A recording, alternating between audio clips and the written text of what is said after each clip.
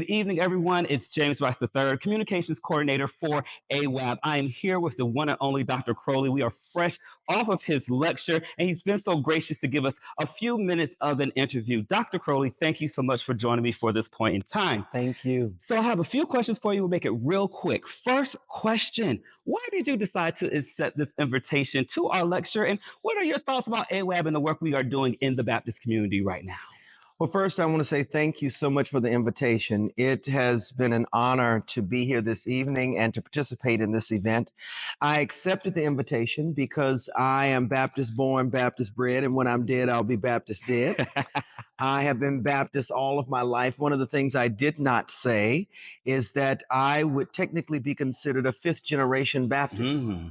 And the beautiful thing is that I had the chance, of course, to know my father, my grandfather, and my great-grandfather, all of whom were deacons of our Baptist church, and even going back to the fifth generation. So I love being Baptist, and I have dedicated my life to staying within the mainline churches and staying within the traditional Black church to push for affirmation and change. I don't always use the word inclusive because to include still maintains the paradigm of the privileged, that they have the right to say that, well, we're going to include you here instead of realizing that we're already present. Come on. And so AWAB is really all about, from what I see, helping those traditional spaces to update their theologies and ecclesiologies to be affirming and welcoming for queer folk who don't want to leave, LGBTQIP plus folk who don't want to leave their churches. They want to stay within their churches because these are the places where they were baptized, where their grandmother bought the pew, or where their sister was married. You know, all of these things are very important to us having a solid and wholesome experience as the human beings that we are as queer folk. We deserve this. So I accepted the invitation because I saw it as an opportunity to be around other Baptists who are focused on the work that I've dedicated my life to.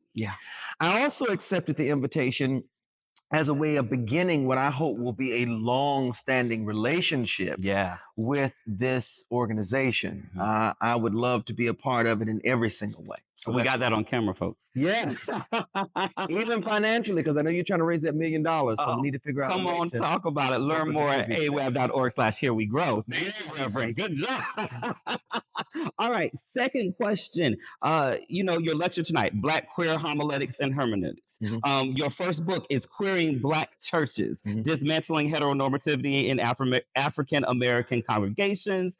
You have your master's degree, has a certificate in social justice. You yourself are a pastor of one of the oldest Black congregations in America, formerly founded by enslaved people, and you yourself are openly Black gay pastor. With all of that context in mind, my kind of two-part question as question number 2 is, what is this message to the Black church that is still trying to navigate that idea around welcoming and affirming? And then part B of that question is, what's the message to the white church and what they can do to support that Black church or those who are still discovering that to help with that welcoming and affirming message? As we know, AWAB is trying to expand its reaches into the Black church. So with our majority white church congregants at this point in time, how can they support these efforts? So I think what I am hoping that this organization and my work will do is to help Black churches to know that this is possible. I am actually under the inclination that a large number of Black churches are don't ask, don't tell. And my research yields that.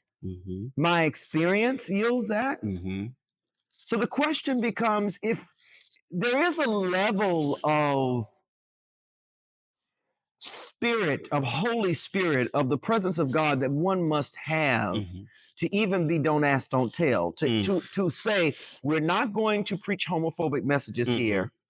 And we love the LGBTQIP plus folk who are in our congregation. So I think that we need to applaud that. I think that there are some instances in which queer folk want to besmirch or look down on don't ask, don't tell spaces because they haven't progressed to the point of being affirming. But my argument in my book is that don't ask, don't tell churches are actually the ripest contexts for queering. Yeah. And so we have to acknowledge the progress, even if it is incremental. Yeah. So I want to first of all acknowledge that I actually believe that the majority of Black churches are don't ask, don't tell. The work that I'm trying to do is trying to help those don't ask, don't tell churches in their interests in affirmation. Because I find that they are interested in the conversation because nobody, by and large, being extremely homophobic is en vogue right now because no one wants to go viral. No one wants to be known as being transphobic or being offensive to children. Yeah. And so people are sort of playing it a bit lightly. And a lot of pastors want to go there all the way, but they just don't know how. Yeah. That is who I have been called to minister to. Those extremely homophobic contexts that are not interested in even allowing queer folk to be a part of their ministries in any outspoken way. My work is not for them. And I'm very clear on who I've been called to. Jesus told the 70, when you go out, if they don't accept that gospel, shake the dust off your feet and go somewhere else. Yes. And I am all about that. One line that I tell my husband all the time that he often laughs at the fact that I say it so consistently is, I will not cast my pearl amongst the swine. So, come on.